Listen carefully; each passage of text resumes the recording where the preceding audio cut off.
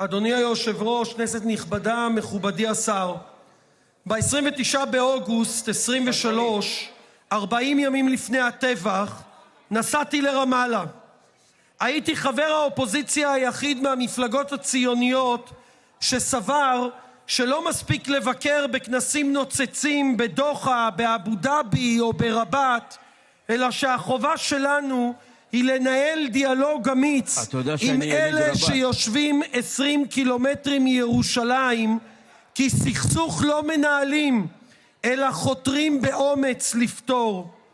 בשיחות שלי ברמאללה שמעתי פעם אחר פעם את האמירה הברורה: אתם מטורפים, הממשלה שלכם עובדת בשביל החמאס והג'יהאד, אתם המתנה הכי גדולה בעבור הציר האיראני, זה יוביל לאסון.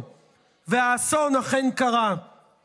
מה לא נאמר כבר על הדרך שהובילה ל-7 באוקטובר, על בניית היכולות של החמאס במזוודות הכסף הקטרי, על הסיכון המחושב של נתניהו עם סינואר, על הסירוב החוזר ונשנה שלו לחסל אותו. ככל שנתניהו ינסה לנער מעליו את האחריות, יתגלו עוד ועוד פרטים על אשמתו, על החדירה הקטרית לצומת קבלת ההחלטות ועל המשקפיים הוורודות האינפנטיליות שהוא שם על העיניים שלו 3 שבועות לפני האסון. אבל אצל נתניהו איוולת לעולם חוזרת. פעם מסית, תמיד מסית. פעם פחדן, תמיד פחדן. פעם טיפש, תמיד טיפש. האמת היא מפתה מאוד לעמוד כאן היום וללעוג לנתניהו על ההבטחות שלו לציבור הישראלי. ללעוג לו על דגל פלסטין שמונח על שולחן ראש הוועדה הטכנוקרטית, על הלוגו של הרשות הפלסטינית, על החותמת מדינת פלסטין. העיקר נתניהו, לא חמאסטן ולא פתחסטן. על המעורבות הטורקית והקטרית, על הפקעת השליטה מידי ישראל ועל הדיווחים המטרידים בניו יורק טיימס לפיהם חמאס ישמור על חלק מהנשק. העיקר נתניהו ניצחון מוחלט. אבל האמת היא שלמרות הפיתוי הגדול ללעוג כאן לנתניהו, אנחנו חייבים להכיר בעובדה שאנחנו ניצבים ברגע דרמטי. פעם נוספת הכתובת על הקיר, אבל נתניהו עוצם שוב את העיניים, נותן לשותפים הקיצוניים שלו לנהל את האירוע בשביל לקושש עוד כמה חודשי שלטון עלובים. גם היום אנחנו חוזרים על האמת הפשוטה, ונאמר אותה גם אם אנחנו בין יחידי הסגולה שמתעקשים על כך בבית הזה. נתניהו בנה את החמאס ובונה אותו גם עכשיו, אבל מה שנדרש מאיתנו חברי האופוזיציה הוא גם האומץ לעמוד על הצד השני של המטבע. נתניהו מחליש ומקריס את הרשות הפלסטינית. באב תליה. מי שמקריס את הרשות הפלסטינית מחזק את החמאס. מי שמחזק את החמאס הופך לשותף האסטרטגי שלו במזימה להשתלט על הרשות. מי שמחרים את הגורמים היותר מתונים בהגדרה עובד אצל הקיצונים. כך היה לפני 7 באוקטובר וכך בדיוק קורה גם עכשיו. ממשלת ישראל הקיצונית מובילה אותנו לקריסה של הרשות, בהקפאת הכספים, באישור שורה ארוכה של צעדי סיפוח, באלימות משתוללת של מתנחלים קיצוניים בחסות הצבא והמשטרה, בגירוש קהילות שלמות ממקום מושבן, בהרס שיטתי של אזורים חקלאיים, ובפגיעה מתמשכת ומכוונת בתפקוד של כל המנגנונים האזרחיים הפלסטיניים. כל מח"ט, אני חוזר, כל מח"ט ביהודה ושומרון נמצא בתקשורת יומיומית עם מנגנוני הביטחון של הרשות הפלסטינית. אבל נתניהו הסחיט והלחיץ ממשיך לקבל פקודות מדוחה, בירת קטר, ומלשכת השר לענייני סיפוח וטיהור אתני.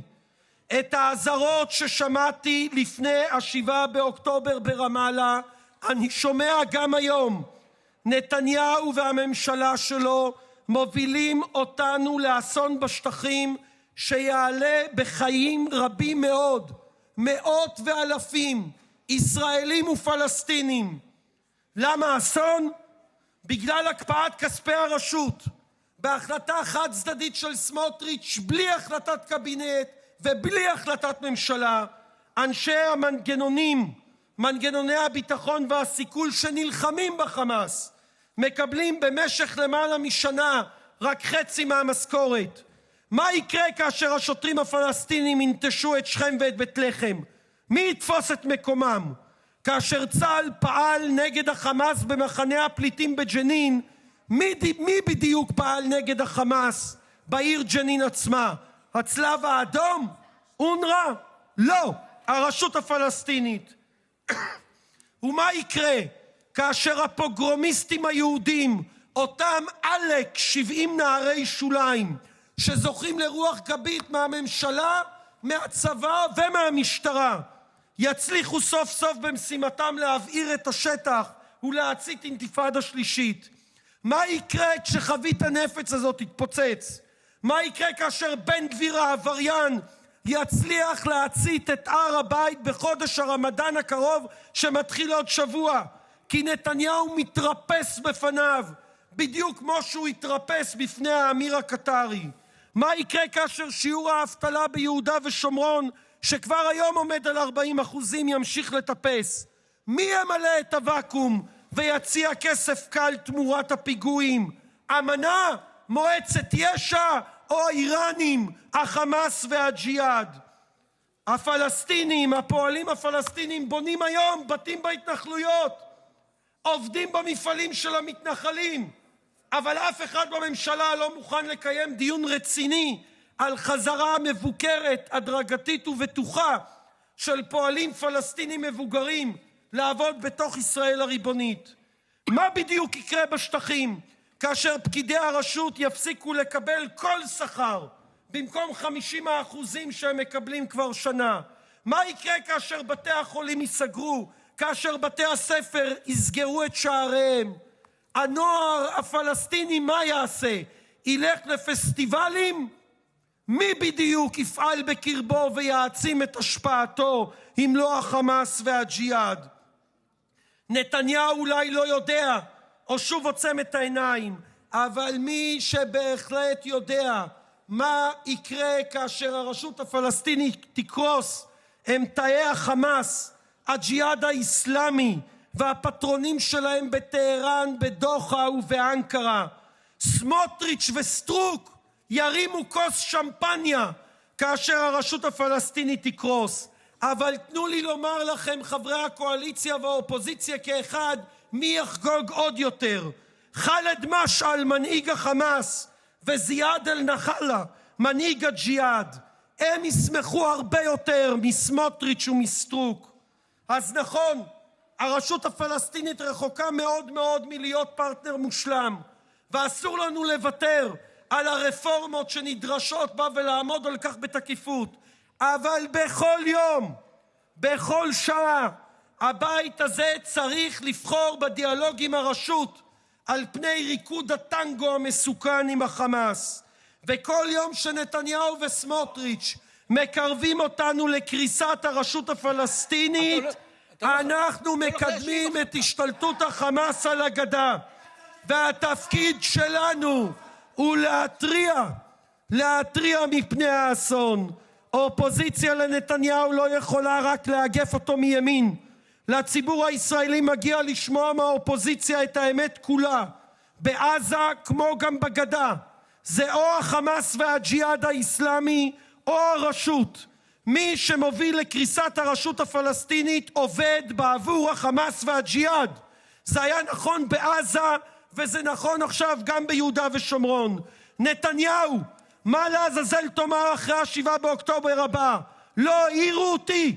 מה, אתה שלגייה? היפהפייה הנרדמת? אתה נתניהו, אתה במקסימום פינוקיו, ואנחנו לא מוכנים יותר לשלם את המחיר בעבור השקרים שלך ובעבור הסיכונים המחושבים שאתה ממשיך לקחת על חשבוננו עם הגורמים הכי קיצוניים. תעצור את הטירוף בשטחים לפני האסון הבא.